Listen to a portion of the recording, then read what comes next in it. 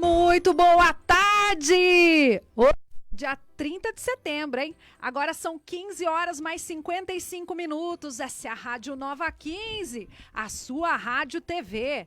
Nós estamos entrando no ar com o programa Trocando Ideias. Eu sou a Mariana Meneghini e nós ficaremos juntos até às 17 horas, tá bom? Até lá você pode mandar a sua participação, a sua mensagem pra cá.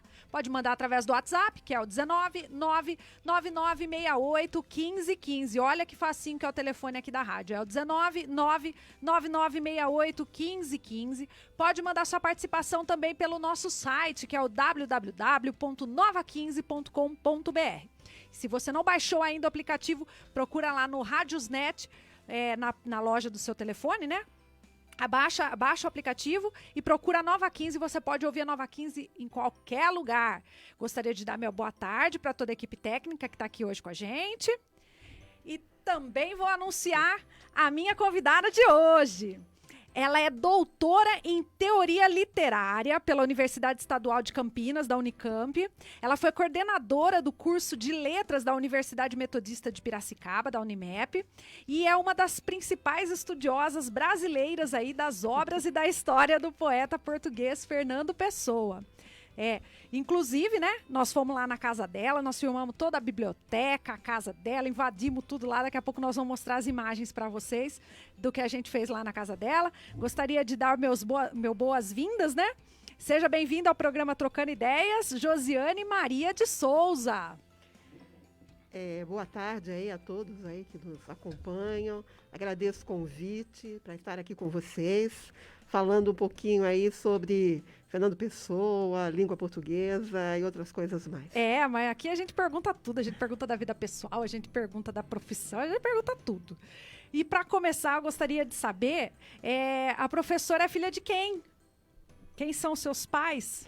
Meus pais eram lá de Sorocaba. Eu não sou daqui da cidade de Piracicaba, nasci em Sorocaba. Meu pai era José de Souza e minha mãe, Lúcia Lucarelli. Lúcia Lucarelli. E a senhora tem mais irmãos? Tenho mais duas irmãs que moram também lá em Sorocaba. E como que a senhora veio parar aqui em Piracicaba? Nascida lá em Sorocaba. Eu vim em 1986, não para morar, mas para trabalhar na Universidade Metodista. Então, comecei a trabalhar na Universidade Metodista em 1986 e mudei para a cidade aqui em 1991, quando aumentei minha carga de trabalho na universidade e aí acabei virando piracicabana. Quem bebe a água de Piracicaba é piracicabano, não tem jeito. A senhora morou em Portugal também? Ou foi a passeio lá, que eu fiquei sabendo? Eu fui em 92 com uma bolsa de estudos para terminar o doutorado. Morei 6 meses, fui pesquisar no espólio do Fernando Pessoa, que está na Biblioteca Nacional, em Lisboa.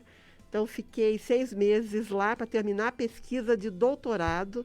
Fiquei em Lisboa, 92. Olha que legal. E gostou de lá? O que achou lá de Portugal? Portugal é sempre, eu acho que para nós brasileiros, né, embora, evidentemente, fomos colônia, isso é um problema, né? Ser colônia de um outro país é sempre uma questão problemática, não é fácil. Mas quando estamos em Portugal, nós reconhecemos aquele espaço, né? É evidente que nós nos identificamos, não tem como. A cultura, a literatura, a língua nos aproxima. Então, acho que Portugal foi uma experiência muito boa, né? E é sempre bom lembrar que Portugal, né, acaba sendo um nicho, né? Sobretudo hoje também, né? É interessante o papel que Portugal está tendo na Europa, voltando aí a ter proeminência. Porque por um longo tempo, Portugal era o patinho feio, né? As pessoas iam para a Europa, mas não passavam por Portugal. Diziam que Portugal era o quintal da Europa, né? Parece que a Europa começava para além, né? Mas hoje não, Portugal passa a ter um papel importante, acho que isso de destaque também. Então, acho que é importante, e para nós brasileiros sempre vale a pena ir para Portugal, reconhecer um pouco a nossa questão linguística, né? Embora a língua, o pessoal diz, a língua nos separa, né? Porque falamos de formas diferentes, né? Mas não, a língua ela acaba sendo um elo muito importante. Professora, agora eu quero saber como que a senhora virou professora. Porque quando eu era criança, eu morria de vontade de ser professora. Toda criança sonha, né? Em algum momento, ser professor. Pega uma lousa, né? Eu tive essa fase também. Aí eu tinha minha lousa, eu tinha meus alunos, dava aula para a vizinhança inteira. Eu alfabetizei um monte de vizinho lá. Aí eu tinha esse desejo. Aí quando eu cresci, eu mudei a minha opinião, a minha ideia de profissão. A senhora... desde pequena passou por esse desejo de ser uma professora e depois concretizou, ou tinha outro desejo de profissão aí durante a infância? Não, eu não brincava com lousa, eu não tinha a ideia de ser professora. Na verdade, quando eu era criança, eu queria ser arqueóloga. Olha só, antes do Indiana Jones, hein? Porque o pessoal agora assiste Indiana Jones, a criançada vai querer ser arqueólogo. Mas não, no meu tempo não tinha Indiana Jones. Mas eu gostava muito de história, gostava de ler. Ler era uma coisa que sempre gostei muito de fazer. Mas eu me imaginava arqueóloga. Mas é uma impossibilidade física para mim. Eu sou asmática. Como é que vai ter um arqueólogo asmático? Né? Meio complicado, né? E o meu segundo desejo era ser jornalista. Quando eu fui entrar para a faculdade, eu queria fazer faculdade de jornalismo. Mas em Sorocaba não tinha, nos anos 1976, que eu entrei na faculdade, não tinha o curso de jornalismo. E não tinha também dinheiro, vamos dizer, para estudar fora. Então, aí sim que foi minha opção letras. Então, a opção de fazer letras, ela não foi a primeira opção de jeito nenhum.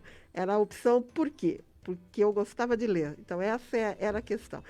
E meus professores, vamos dizer, quando eu era criança, se eles me vissem hoje, professora, eles nem iam acreditar, porque eu era aquela aluna pior possível. Era terrível, não fazia nada, não queria fazer. Não era aquela boa aluna que estudava, não. Eu fazia as coisas quando eu queria, quando eu queria não fazia. Então, jamais me imaginariam como professora. Mas acabei indo para a profissão.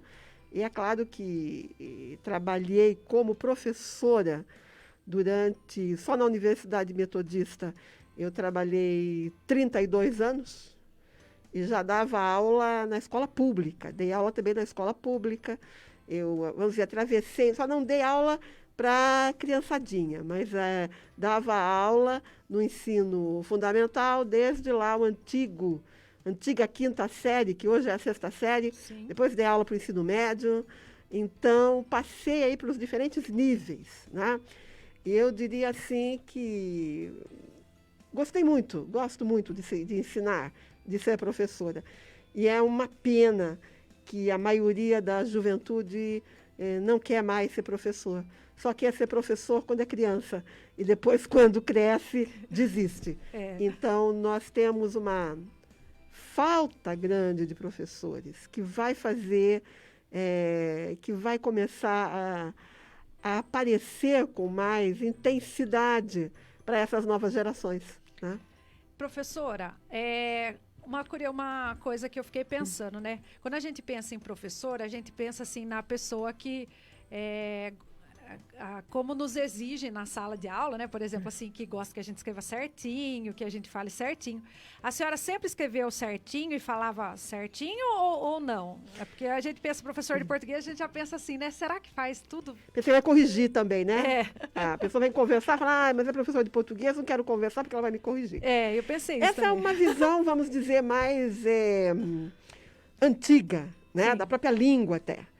Com os estudos linguísticos, se muda a ideia do que seja erro também, né?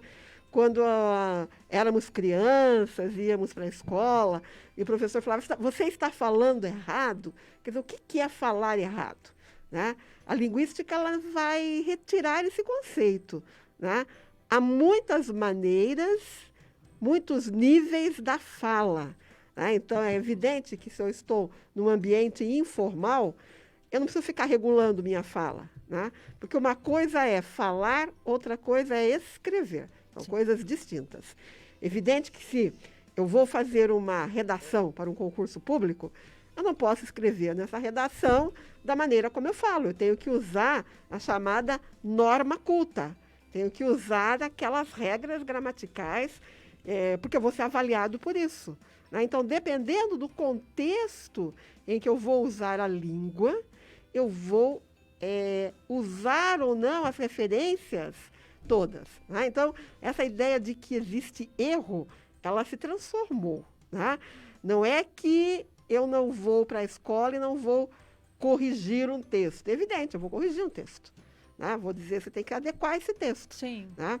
Mas essa questão de erro efetivo, como se tinha antigamente, essa é uma ideia ultrapassada. Né? O professor não pode mais, professor de língua portuguesa não pode trabalhar com esse conceito.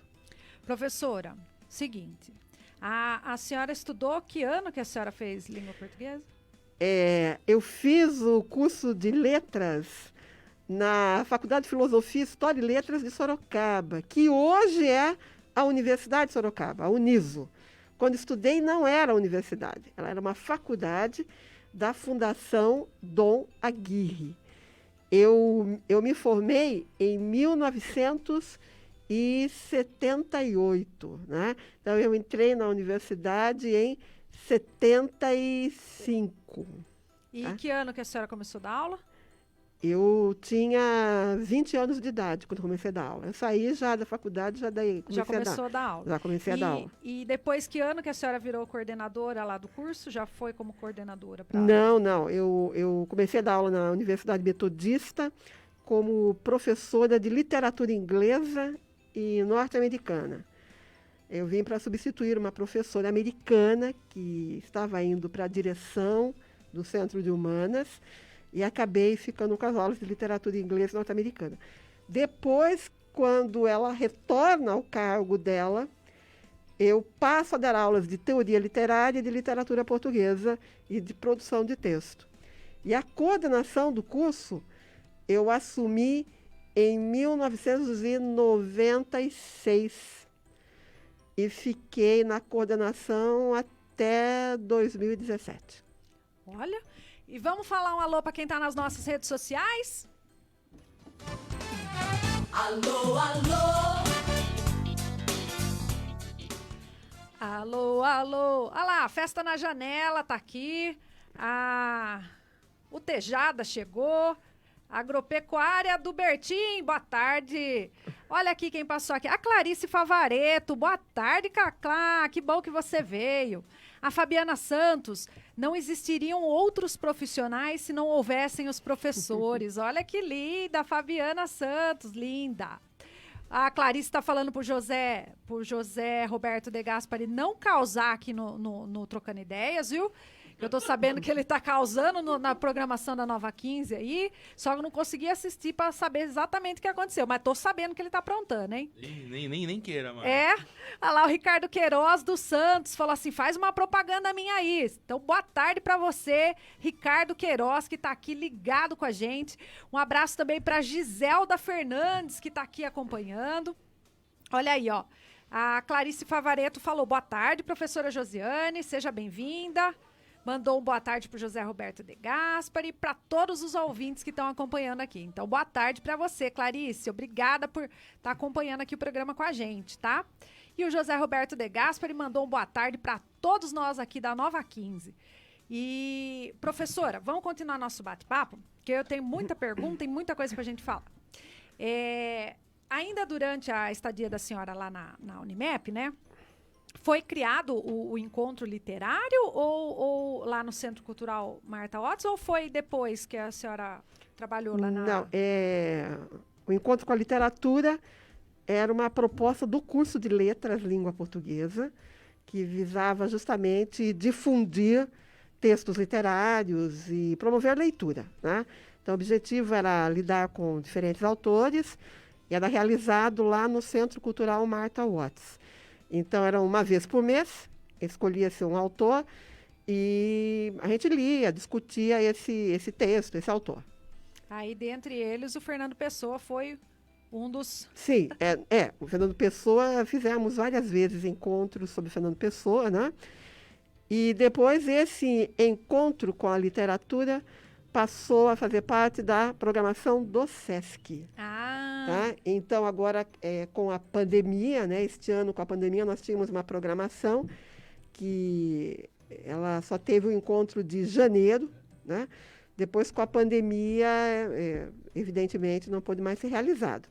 Mas agora ele se realiza no Sesc Piracicaba, toda a última quarta-feira do mês. Toda a última quarta-feira do mês, então, tem o encontro de literatura lá no Sesc, Isso. a professora está lá. Isso, sempre a gente faz uma programação anual, né? Sim. Então tinha o caderninho com os autores a serem estudados e tudo mais. E sempre a partir de uma temática, né? Este ano no Sesc a temática era a literatura é uma arte carregada de liberdade. Professora, eu gostaria de saber quando começou a sua paixão pelos livros. Foi foi quando a senhora começou a estudar ou, assim, estudar que eu falo, né, fazer a faculdade, porque estudar a gente estuda a vida inteira, né? Ou foi antes da Unimep, vamos dizer assim? Eu sempre, desde pequena, eu tinha vontade de ler, né? Uma coisa, embora eu fosse uma aluna, não fosse uma aluna exemplar, mas o meu desejo maior era ler. Então, a partir do momento que aprendi a ler, eu queria ler. Então, eu pegava todos os livros que encontrava pelo caminho e lia. A paixão por ler, a gente nunca sabe exatamente de onde vem, né? Por isso que é difícil incentivar alguém a ler. Eu posso até falar de livros, eu posso tentar estimular, né? Mas não é uma coisa não é um caminho igual para todo mundo. Cada pessoa vai ter seu caminho próprio, o caminho é individual. O desejo por ler, a vontade de ler, ela é uma questão pessoal, né? Por isso que, evidentemente, o professor tem o papel de incentivar a ler. Não, mas não só o professor. Ler também faz parte do universo em que você vive, né? Se uma criança, desde pequena, ela vive num ambiente onde os livros fazem parte, ela tem muito mais chance de se tornar um leitor do que o outro em que o livro não faz parte. Em casa era interessante, porque meu pai era ferroviário na Sorocabana. O meu pai tinha até o 2º ano primário, tá? O meu pai provavelmente nunca leu um livro na vida dele, mas ele tinha uma coisa com ele. Ele queria que nós tivéssemos livros. Então era o tempo em que vendedor de livro batia na porta de casa, batia e oferecia livros. Ele não sabia muito bem o que ele estava comprando, mas ele comprava. Então na minha casa tinha livros e era um incentivo. Então vivia-se já com o livro, embora ele não fosse leitor. Evidentemente, se uma criança vê o pai e a mãe lendo, para ele é um incentivo. Sim. Porque não adianta simplesmente o pai ou a mãe falar, vá ler, mas ele não lê.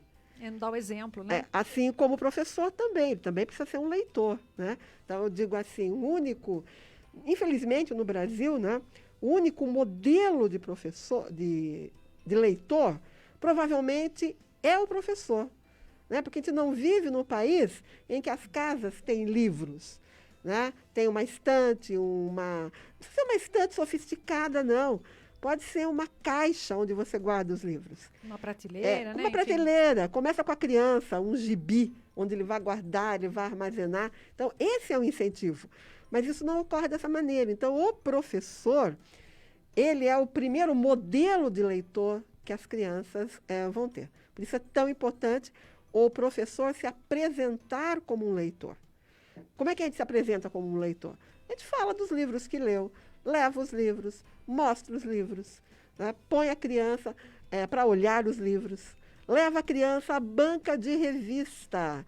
Olha, é uma grande pena que as bancas estão acabando, né? Porque as pessoas também não vão. Então, pega o domingo, vai até a banca, folheia, vê o que tem, né? Porque essa é uma espécie de incentivo. Então, levar à livraria, mostrar os livros. O livro precisa fazer parte da vida. Ele não é um elemento escolar, tá? Um grande problema é a pessoa acreditar que o espaço do livro está reservado ao ambiente escolar. Não. O livro ele pode estar em qualquer lugar e deve estar. Tá? Então, é na banca de revista, é na biblioteca, é na livraria, é no banco do jardim, alguém sentado lendo. Então, o livro pode estar em qualquer lugar.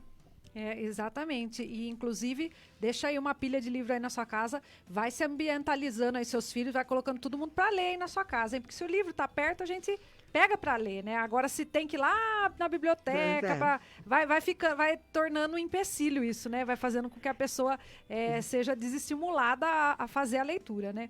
Professora, a biblioteca, que a professora tem uma biblioteca, gente, vocês não estão entendendo, tá? A gente tá falando na humildade aqui, coloca uns livros aí na sua casa. Mas a professora tem tantos livros, eu vou pedir daqui a pouco para passar o vídeo que nós fizemos lá na casa da professora, a equipe do Trocando Ideias foi lá, a gente invadiu a casa da professora, fizemos imagens exclusivas daquela biblioteca que é fantástica, que a professora tem lá na casa dela.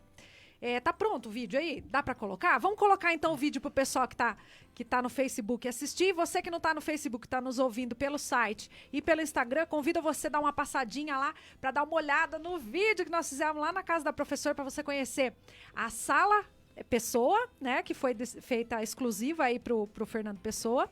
E você vê também qual que é a biblioteca para você se inspirar e fazer uma biblioteca bem bonita na sua casa também. Vamos lá. Boa tarde a todos, tudo bem com vocês? Hoje a gente veio na casa da professora, ela chama Josiane Maria de Souza, ela é professora da língua e literatura portuguesa. Nós viemos na casa dela para conhecer e saber um pouco mais sobre a história do Fernando Pessoa. Eu gostaria que a senhora apresentasse a sala Pessoa para os nossos web telespectadores. Bom, essa sala aqui foi sendo construída, aí, eu diria, ao longo aí dos últimos 18 anos. Não está saindo som? Tá?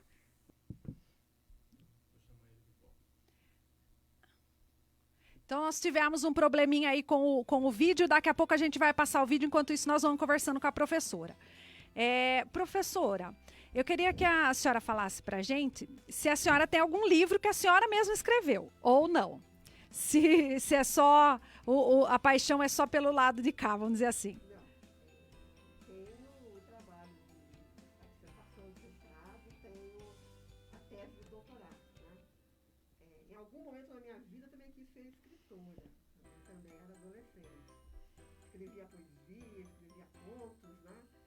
Mas quando cheguei ao curso de letras, eu falei, nossa, isso daí não serve para nada não, esse texto meu está muito bonito, né? Eu fiquei só na vontade de fazer aí textos literários, né? Mas efetivamente não tenho assim publicado nenhum livro meu mesmo. Não. E você sabe, professora, que nós entrevistamos o Alen Castro de Araújo, um escritor do livro Contos do Além, né? E ele falou que é muito caro para escrever um livro. Ele falou que tirar do bolso é caro. E eu gostaria de saber da professora se ela, do outro lado, como uma boa compradora de livros, né? Colecionadora, não sei como que fala, bibliófilo, lá não sei falar. Se a senhora acha que é caro também para comprar os livros. No país é caro. O livro não é barato, não. Não é barato você ter, né, uma edição aí que não é tão sofisticada, coisa e tal. Você não vai pagar menos de 30, 40 reais um livro numa edição bem, né, popular, digamos. Né? Agora, livros de arte, livros de cinema, esses são bem caros. Né? Então, eu diria que o livro no Brasil é caro. E aí é sempre a mesma justificativa, vamos dizer. O brasileiro não compra muito livro, então a edição é pequena. Se a edição é pequena, então o valor do livro é alto. Então, o círculo vicioso. Aí o livro é caro, evidentemente ninguém vai comprar um livro caro. Né? Evidente que hoje nós temos aí, pense um pouco no próprio e-book, né? Livro digital, que era uma promessa, né? Quando ele sai, nossa, o livro digital vai superar o livro físico, vai baratear, e isso não ocorreu. Porque às vezes a gente vê um livro, o e-book, o livro digital, ele custa, sei lá, 30 reais, e o livro físico custa 50. Então isso é baratear? Não é baratear. Então eu diria assim, é sim caro, e é caro também a publicação do livro. Não é? Porque é a mesma história. Eu tenho que pagar a gráfica, tenho que pagar os exemplares, quanto mais exemplar eu faço, mais barato ele fica. Mas eu faço os exemplares e daí eu vou ter a venda, então... Fica entra num ciclo também, né? Tá pronto aí a imagem? Vamos colocar então as imagens que nós fizemos lá na casa da professora da biblioteca para você conhecer. Que linda a biblioteca da professora! Boa tarde a todos, tudo bem com vocês? Hoje a gente veio na casa da professora, ela chama Josiane Maria de Souza, ela é professora da língua e literatura portuguesa. Nós viemos na casa dela para conhecer e saber um pouco mais sobre a história do Fernando Pessoa. Gostaria que a senhora apresentasse a sala Pessoa para os nossos web telespectadores.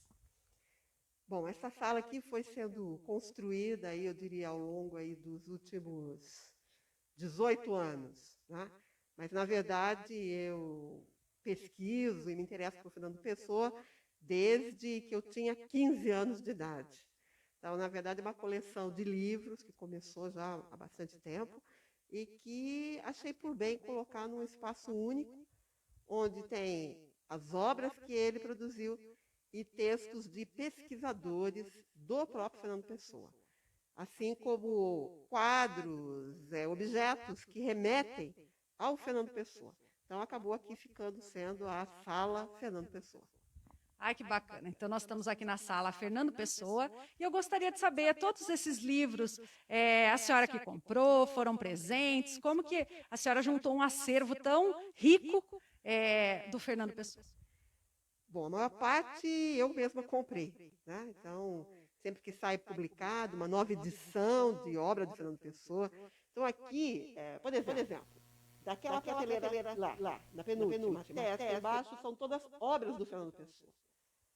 São edições variadas. Então, toda a edição diferenciada que sai de Fernando Pessoa, basicamente está aqui. Tanto aqui do edição brasileira, quanto a edição portuguesa. Tá? E o outro lado aqui são os críticos do Fernando Pessoa, obras de estudiosos do Fernando Pessoa. Também tem obras portuguesas e obras brasileiras. E me diz uma coisa, a senhora já catalogou tudo, sabe tudo certinho onde que está o quê? Quantos exemplares tem aqui? Não tenho essa minúcia da catalogação, não cheguei a fazer a catalogação. Por enquanto, ainda sei onde é que as obras estão, mas efetivamente uma catalogação não fiz, rigorosa não fiz. Porque uma biblioteca particular, ela funciona de uma maneira diferente de uma biblioteca pública. Né? É o uso que determina o local que o livro fica. Então, se eu vou usar em determinado momento, eu trago aquele livro, né? Se aí ele vem para frente ou vai para outro lado. Então, ele é móvel, não é um espaço, vamos dizer, onde o livro vai ficar, ou como uma biblioteca pública que tem que ser catalogado, numerado, naquele mesmo espaço. Né? Então, eu diria assim, ela depende muito do uso. Conforme o uso, eu tiro ele do lugar e coloco em outro. Isso, aí fica mais ao alcance das mãos, né? Eu gostaria também de saber se desde o início a senhora teve essa ideia de montar uma biblioteca mesmo, ou se a biblioteca foi acontecendo, vamos dizer assim. Sempre fui apaixonada por livros, desde que aprendi a ler. Tanto é que sempre imaginei que eu teria uma biblioteca. Tá? Então, era um desejo, desde criança, ter uma biblioteca. Tá? Não me satisfazia com a biblioteca pública, queria ter os meus livros, os meus exemplares. Então, vamos dizer, era um desejo mesmo. Tanto é que a casa aqui ela foi pensada em função da biblioteca. Eu construí a casa em função de ter uma biblioteca, porque era difícil, você não encontra uma casa já feita que tenha um espaço que você possa montar uma biblioteca. Então, ela foi projetada aí pensando já na biblioteca mesmo. Ela foi construída, a casa foi construída ao redor da biblioteca. É mais ou menos isso. Ah, que joia. Então, eu convido ela para ir pessoalmente, conversar lá nos estúdios da Nova 15 e falar um pouco mais dessa história, essa paixão pelos livros, que você vai saber agora aí no estúdio. É um taquicoscópio. Taquicoscópio? Você tem que desfocar o olho, você tem que olhar pelo visor aqui. Ai, que graça! E desfocar, entendeu? Aí como se você fosse olhar meio vesga, olha pelas duas lentes. Que graça. Aí você vê 3D. Em 3D mesmo. Que gracinha. Ai, fiquei apaixonada. Só que era brincadeira de criança do século XIX. Que bárbaro. Vai, Mariana, segura aqui, quero ver também. Vai, só você, né? Aguenta aí, vai lá. Você tem que olhar como se você É fosse... com o óculos dá pra fazer? Dá pra fazer. Mas você tem que olhar como se você fosse vendo, entendeu? Tem que desfocar. Tem que olhar pelas duas. Conseguiu ver? Vai conseguir. Entendeu? Você viu lá o Tem 3D? tem até um... O tiozinho tá olhando pra foto. Tá olhando, tá espiando. É? Ele tá espiando. Que legal. Essa aqui, quer ver? Você vê os fiozinhos do tear. Que era brincadeira de criança do século XIX. Ah, que legal, os fios. Veja lá, Mariana. Aqui é uma coisa que eu achei no antiquário. Tá caro? O antiquário sabia muito bem o que ele tinha, mas faz muito tempo. Comprei lá em Sorocaba ainda. Ah, isso aqui faz uns... Tá vendo?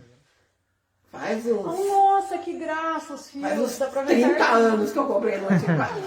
Que legal. Ele não sabia direito o que ele tinha.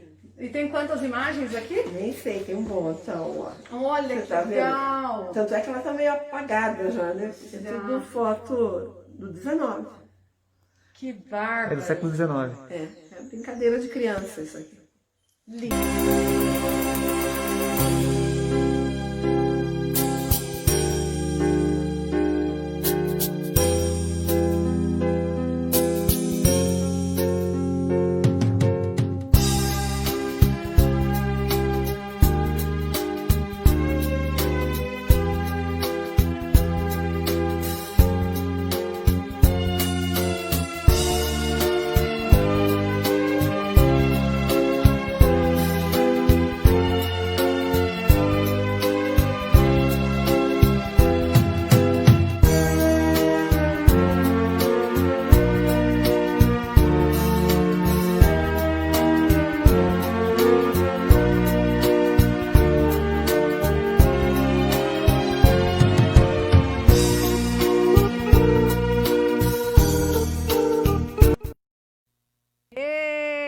Você viu a casa da professora? Você viu a biblioteca? E a sala Fernando Pessoa? Gente, professora, nós tivemos um probleminha no microfone. Eu vou repetir a pergunta e ela cabe também depois do vídeo. A professora é super apaixonada por livros, né? Eu gostaria de saber se a professora tem algum livro escrito ou se tem vontade de escrever. Sempre tive vontade de escrever, desde que eu era adolescente, mas não tenho nenhum livro escrito. Tenho a dissertação do mestrado e a tese do doutorado, mas que não estão publicados. Sim. E queria mandar até um abraço para o Alen Castro de Araújo, escritor do livro Contos do Além, já está na 3ª edição, né? Ele veio aqui e falou pra gente, professora, que é muito caro para escrever um livro, viu? Ele falou que é caro demais. E aí eu gostaria de saber da professora se ela acha que é muito caro também comprar os livros, né? Ele do lado de escritor falou que é muito caro para fazer. E aí a professora, como uma boa consumidora de livros, digamos assim, acha que é caro para comprar os livros? Sim, o livro no Brasil é caro, né? E aí aquela velha história, é caro porque a edição ela é feita com poucos exemplares, porque diz que não vende. Só que aí, como fica caro, não vende mesmo. Então, se fica num círculo vicioso, né? Então, o livro não é barato, não. Poderia ser bem mais barato, né? A gente pensa um pouco Portugal, tem referência a Portugal. O livro é bem mais barato em Portugal do que aqui no Brasil. Olha aí, ó. Gente, vamos mandar um alô para quem está nas nossas redes sociais? Muita gente passando por aqui. Vamos falar um oi para todo mundo. Alô, alô. Alô, alô, ó, o Edmar. A Simone Rocha da Lomo tá aqui. LS Veículos, um abraço, Marcelo. O Allen César tá aqui também. Ana Paula Basso. A Denise Rosário também, mandando boa tarde para todos aqui. A Doraci Toledo também está ligado aqui no programa Trocando Ideias. E não posso deixar de falar com o pessoal que está no Facebook, tá? Vamos lá. Tem aí, Mari? Tem. Pega aqui. Olha lá, Clarice Favareto mandando boa tarde para todos os ouvintes da Nova 15. O José Roberto De Gaspari mandando boa tarde também.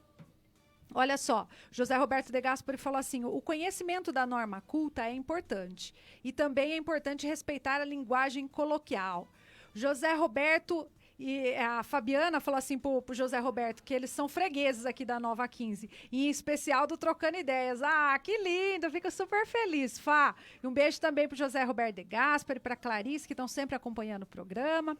Ó, o José Roberto de Gasperi falou que professor é uma profissão que deveria ter reverência de todas as outras áreas. Falou que a nossa língua é muito rica e falou assim, ó, que nós ainda precisamos ter um estímulo para a leitura, pela leitura, o que ainda pecamos. É muito difícil a leitura de assuntos interessantes. A leitura de assuntos interessantes é uma opção para começar a ler, né? A literatura é uma forma de conhecer a história cultural da época em que o autor viveu. Está dizendo aqui o José Roberto de Gasperi. A Fabiana também falou, infelizmente as pessoas não têm o hábito da leitura. Uma boa ideia para as pessoas são a geladeiroteca. Tem uma geladeiroteca lá na Avenida Independência, do lado do ponto de ônibus, ali em frente à Igreja São Judas, tem uma geladeiroteca lá. Então, se você quiser, passa lá e pega um livro lá, aproveita que você se inspirou, né? E passa lá, pega um livro, de repente você tem algum aí na sua casa que você já leu, quer doar, faz uma troca lá, deixa um, pega outro. José Roberto falou que ele gosta de ler crônicas, professora. E o Allen tá falando que ele tá assistindo com a gente aqui, tá ligado, viu? E a Fabiana falou que ela gosta de fazer uns rabiscos de poesias. Olha que legal. Fabiana tá... Pois é, que ótimo. Continua escrevendo aí, Fabiana. É isso mesmo. Fá, obrigada pela sua participação. Vamos continuar aqui as perguntas, que eu tenho muitas perguntas para a professora. Professora, eu gostaria, se possível, né, que a senhora resumisse para nós quem foi Fernando Pessoa. Porque a gente sabe que ele tinha lá uns heterônimos, e a gente nem sabe o que é heterônimo. Tem gente que não sabe o que é. E eu fui saber agora que eu descobri que ele era. Quero que a professora resuma para nós quem foi Fernando Pessoa, para a gente ficar a par. Bom, Fernando Pessoa é um dos poetas assim mais estudados, mais... da literatura, não só portuguesa, né? Ele faz parte da literatura universal já. É um grande poeta português que nasceu em 1888 e morreu em 1935. Ele morre jovem, morre com 47 anos de idade e, apesar de morrer tão jovem, ele deixou um baú cheio de textos com 38 mil manuscritos. Em vida, ele publicou apenas um livro, que foi o livro Mensagem. Então, a maior parte da obra dele, quando ele morre, é uma obra que não era conhecida, né? Embora ele publicasse em revistas, em jornais, mas efetivamente a obra organizada, os livros, somente depois da morte dele. Por isso que, hoje, quando compramos um livro de Fernando Pessoa, é muito bom saber quem organizou esse livro, porque dependendo do organizador, o livro modifica a ordem. Porque nesse baú com 38 mil manuscritos, quando ele morreu, eles estavam organizados em envelopes. Quando ele morre, os amigos foram lá, começaram a mexer nos envelopes e misturaram todos os textos. Então, hoje, o pesquisador vai lá e acaba procurando textos e montando diferentes edições, às vezes com o mesmo texto. Então, o que acontece? Por isso que quando, lá na minha sala Pessoa, eu tenho diferentes edições de um mesmo livro do Fernando Pessoa, que na verdade não é o livro dele, mas o livro do organizador. Porque dependendo do organizador, ele muda a ordem também. Então, precisa saber quem organizou, como é que foi organizado. Por que ele é tão estudado, por que ele é tão falado, tão conhecido? Porque ele faz uma coisa inédita na poesia, que é a criação dos heterônimos. Não confundir com pseudônimo.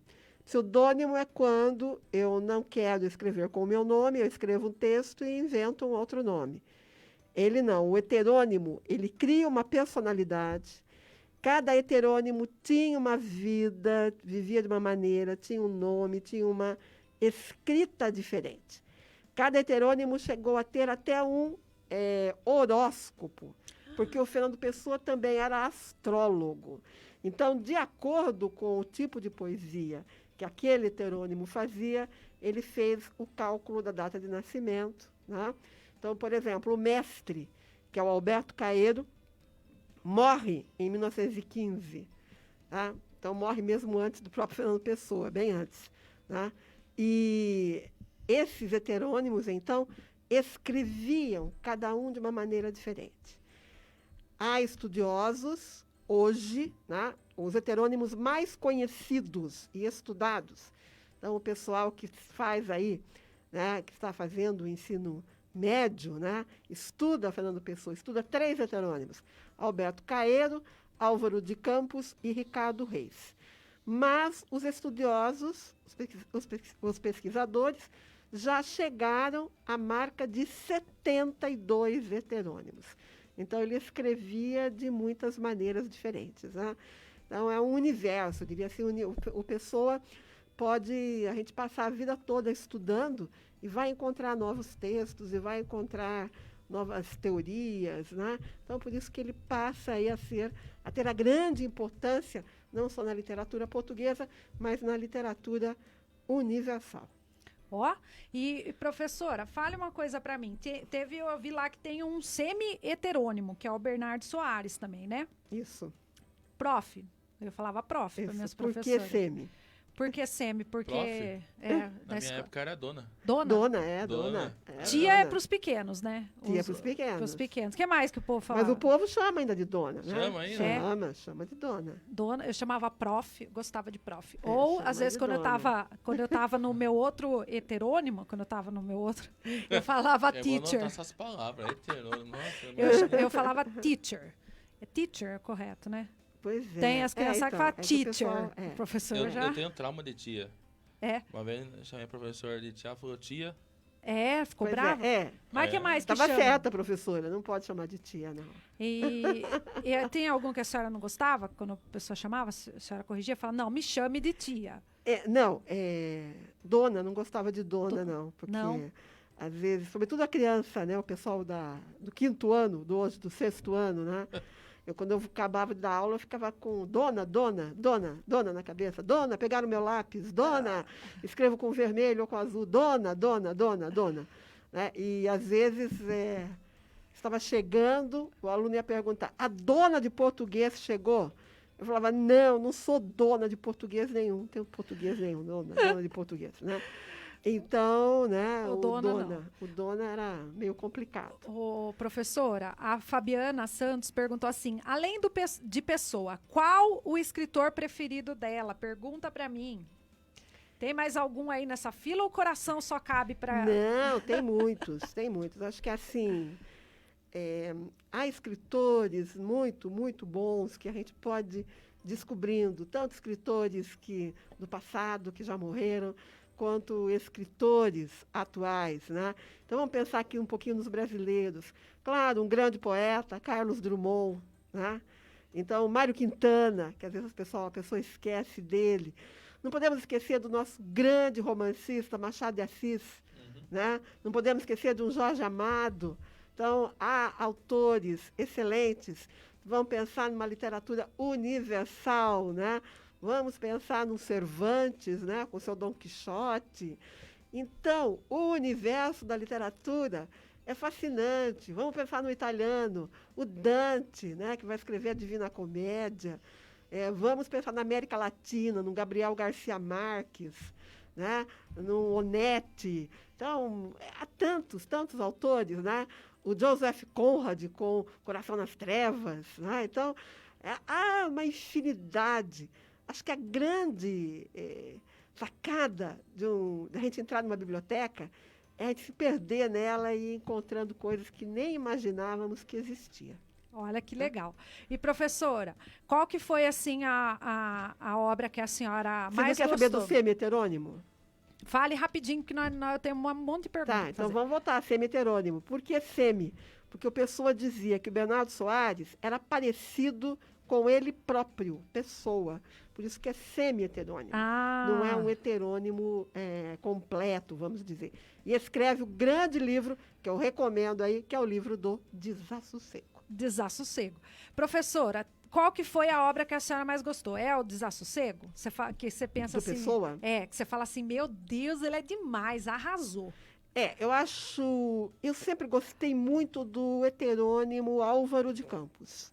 Aliás, é a partir dele, quando eu estava ainda no ensino médio, que eu fui apresentada, né, essa poesia dele, foi entrada pelo Álvaro de Campos, que é o mais, vamos dizer, contemporâneo, moderno, atormentado.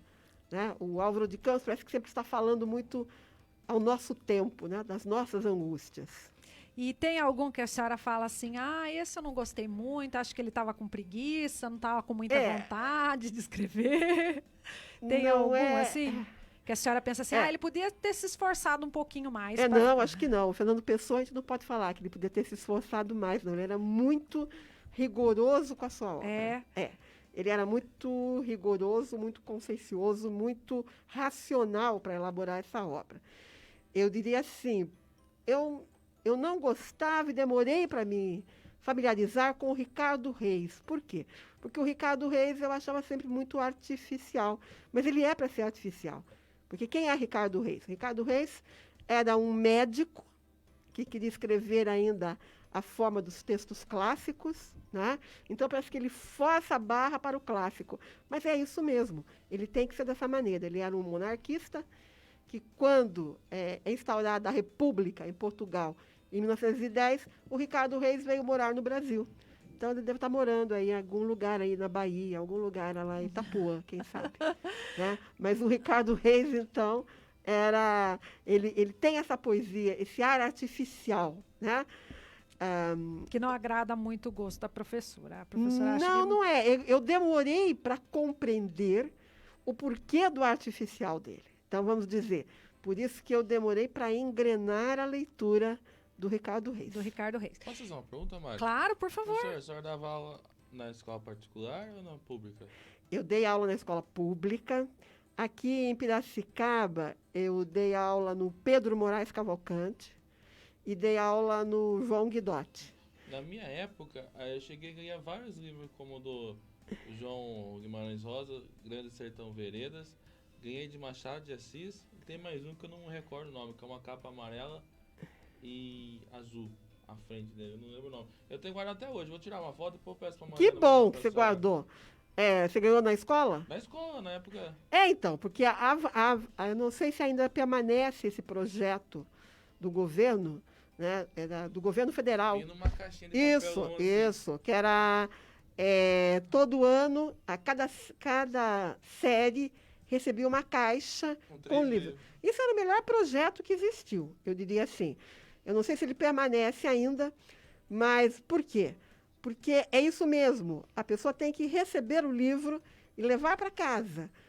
Porque ali na casa você vai conviver com esse livro, se você tem um irmão menor. Então, é a melhor coisa que existia. A Colômbia, que a gente não... Sempre acha que a Colômbia, né? A Colômbia está aí, não é desenvolvida, coisa e tal. A Colômbia tem belos projetos de leitura. E na Colômbia, toda casa popular, quando a casa é entregue, ela é entregue com uma prateleira com livros. Olha que coisa linda. Olha, lindo. E é uma coisa que não custa nada. O que custaria para uma empreiteira, né? Vamos pensar aí uma empreiteira que vai entregar o imóvel, não custa absolutamente nada ela fazer uma prateleirazinha e colocar 10 livros e entregar a casa com livro. Olha que coisa fantástica. Exatamente, uma boa ideia para nos inspirar. Professora, o que a senhora tem do Fernando Pessoa que a senhora trouxe aqui que vale a pena o nosso web telespectador conhecer? Vamos lá, você pediu para eu trazer algumas coisas, né? Então eu trouxe aqui, esse aqui está bem antigo.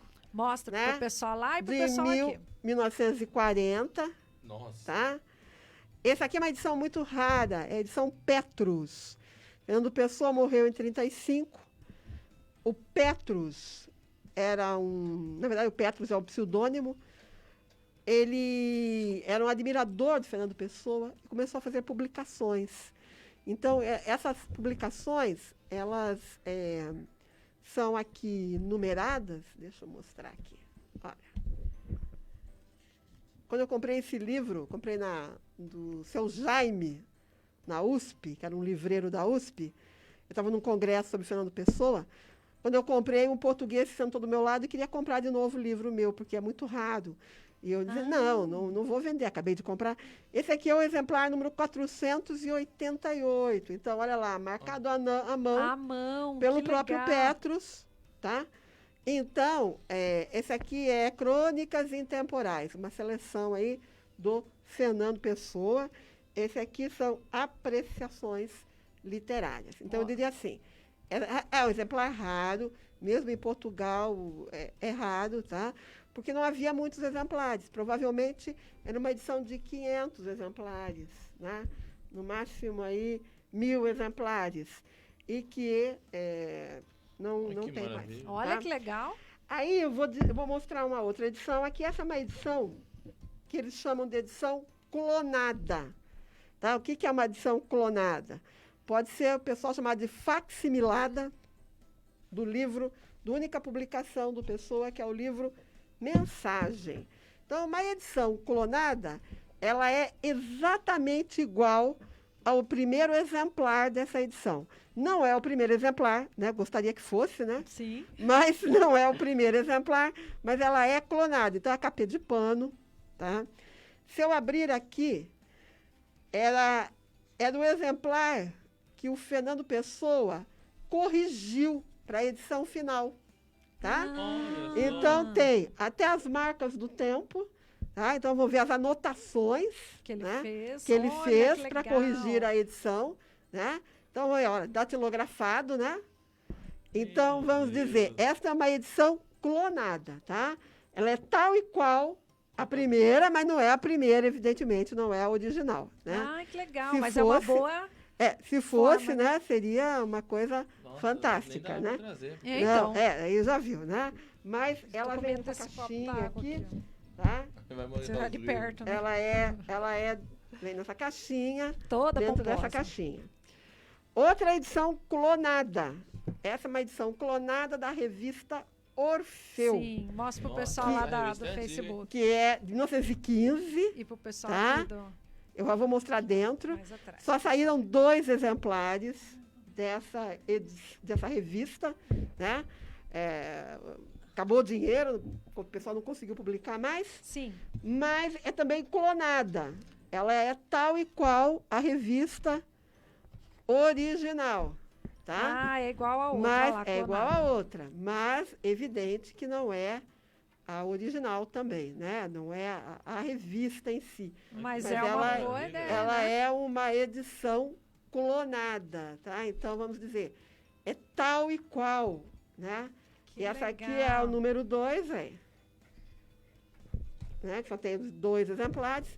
Então, em 2015, quando fez 100 anos da publicação da revista, lá em Portugal eles fizeram essa edição clonada dessas revistas. Olha lá, preço 30 centavos, em 1915, né? Era o preço da revista.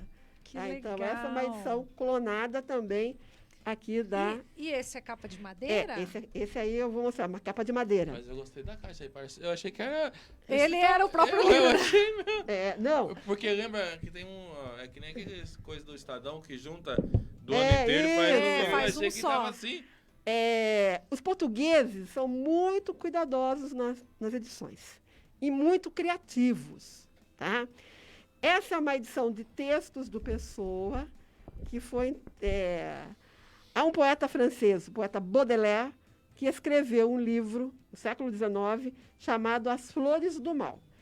Então, um organizador foi lá na obra do Pessoa e organizou textos que falam sobre absinto, ópio, tabaco e outros fumos, né?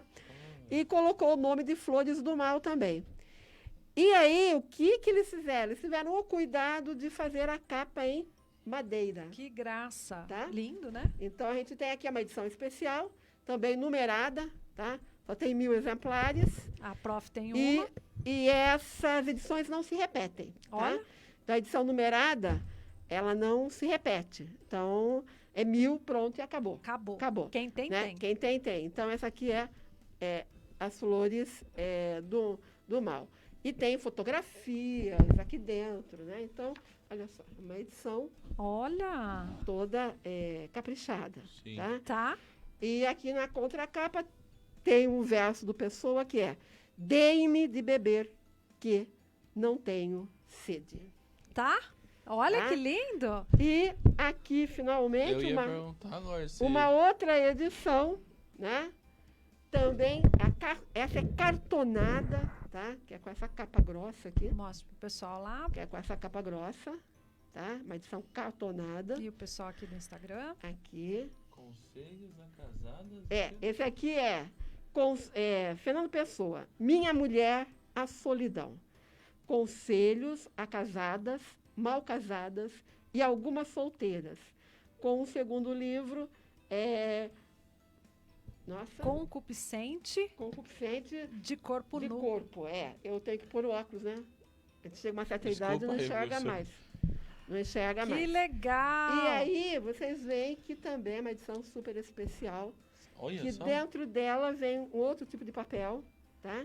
Papel Ah. cartonado e depois o papel Bíblia, né? Que Com outros legal. tipos de texto. Muito lindo. Então, são edições assim.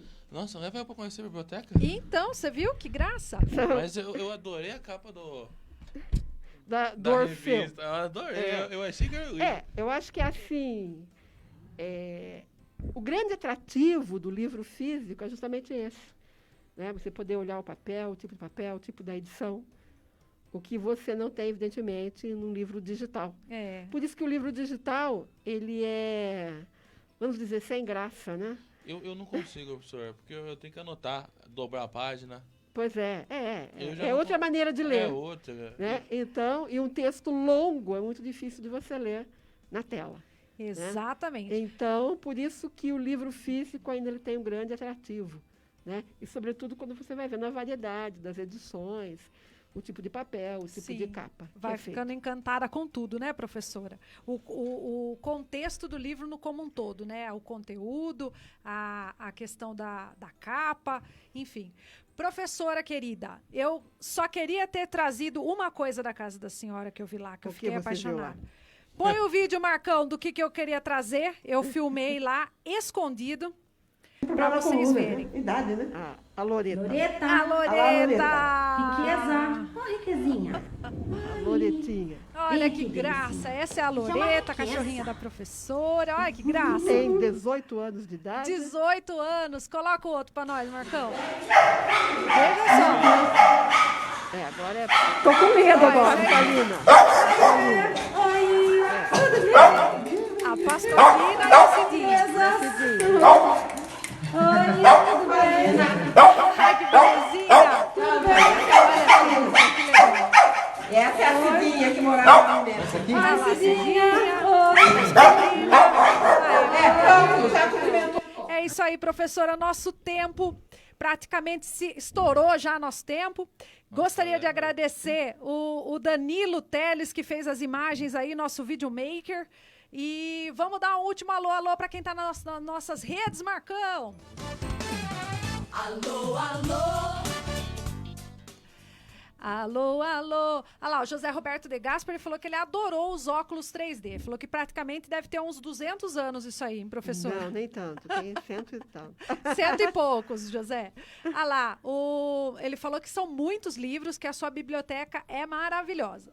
A Fabiana Santos perguntou se a professora tem esses livros catalogados. A professora já respondeu que não.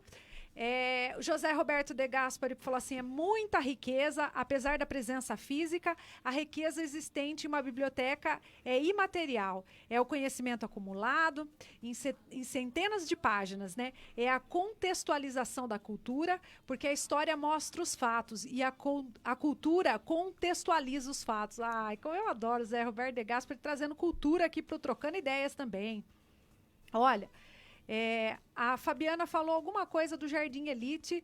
Que no Jardim Elite também tem uma geladeiroteca. Isso. Tem também. Essa aí eu não conheço, Fabiana. Vou procurar investigar aí. Falou que a Hilda Hilst é uma poetisa maravilhosa Isso, e é justamente. pouca... Como que fala?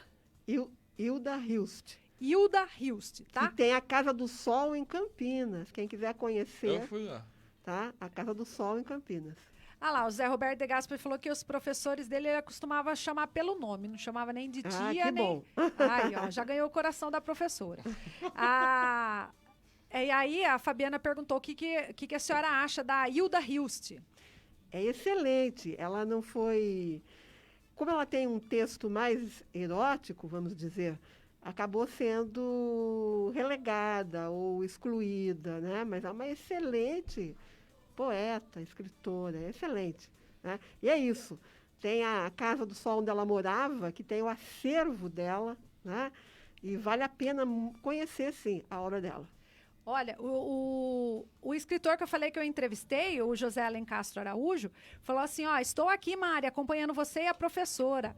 Disse que a senhora tem uma belíssima estante. Parabéns para a professora, disse assim, viu? E o José Roberto de Gasperi falou assim, quando voltar ao vivo, verifique o microfone da professora. Já arrumamos o microfone. Que mais temos aqui? Tô pulando alguém aí, Marcão, me ajuda. Não. Ó, o José Alencastro Araújo falou assim, é um círculo vicioso. O livro é caro e exige das pessoas tempo e reflexão. Esforço que pouca gente está disposta a enfrentar. Especialmente porque o livro sofre a severa e brutal concorrência dos audiovisuais, tão a gosto das novas gerações. O José Roberto de Gasperi falou que ele leu Machado de Assis, Dom Casmurro. Ele falou que foram as únicas obras que ele realmente leu. E a Fabiana Santos falou que foi um programa maravilhoso. Olha que gostoso, professor. O pessoal adorou que a senhora veio aqui. Um abraço aí para todo mundo. E espero aí que o pessoal tenha ficado com vontade de ler. Aí, ó, todo mundo agora procurar um livro, procurar uma geladeiroteca, vai na casa do vizinho, vê se tem algum livro lá para aproveitar, né, professora, a pandemia para dar uma... vai à biblioteca pública, Sim. municipal também. Vamos lembrar que temos a nossa biblioteca pública municipal. Exatamente. Professora, gostaria de agradecer a sua presença aqui hoje. Foi muito enriquecedor, saímos com palavras novas e, como já dizia, né, o Danilo que falou essa frase para mim, que quando a gente, cada um troca ideias, né, cada um sai com duas, né? Queria já perguntar para a senhora se a senhora gosta de qualquer livro. Que eu esqueci de perguntar. Gosta de qualquer um? Gosto de todos os livros, quer dizer, se eu vou... Eu acho, assim, terrível, né? Quando qualquer livro, quando pensar assim, um livro best-seller, alguma coisa, nenhum livro merece ser desrespeitado, né? Acho que os livros podem ser melhores, piores, né? No seu conteúdo, mas nenhum livro merece ser desrespeitado. Então, quando eu digo desrespeitado, por exemplo, queimar livros, né? Teve uma cena deprimente essa semana aí de pessoas queimando livros aí do Paulo Coelho, aqui no Brasil. Então, quer dizer, a maior barbárie que alguém pode fazer é queimar um livro. Então, Ai, professora, o livro merece ser respeitado. já que a senhora gosta de qualquer livro, eu comprei um livro para me ler no meu programa, que eu ia falar sobre horóscopo também no programa. Não li, então tá aqui meu presente do Trocando Ideias. Coloque lá na sua prateleira. Tá bom, obrigada. Tá bom? Pra senhora o livro, então, pra senhora colocar lá na sua coleção, tá bom? Obrigada, professora, pela sua presença. Adorei que a senhora veio aqui hoje. Volte sempre. O programa Trocando Ideias está sempre de portas abertas para recebê-la. Tá bom, eu que agradeço. E um abraço aí para todo mundo. Um abraço para você que ficou ligado aqui nessa tarde animada com a gente. Conversamos com a professora, vimos a biblioteca, vimos a Loreta, a Cidinha, a Pascoalina, todo mundo a gente viu lá da casa da professora. Gostaria de dar um beijo para você, falar que amanhã não tem programa Trocando Ideias, mas tem o programa, tem o Papo de Quinta com o André Dunker. Você não pode perder amanhã às 16 horas, tá? Na sexta-feira estamos de volta, vou trazer a Aline Vieira aqui para falar sobre maquiagem artística. Ela vai dar umas dicas de maquiagem, vai mostrar os trabalhos dela, você vai ficar apaixonado. E nós vamos vir tudo maquiado. Fica ligado aí pra você ver que loucura que nós fizemos. Nós não. Fica ligado, tá bom, meu querido? Um abraço pra você e até sexta-feira. Fui!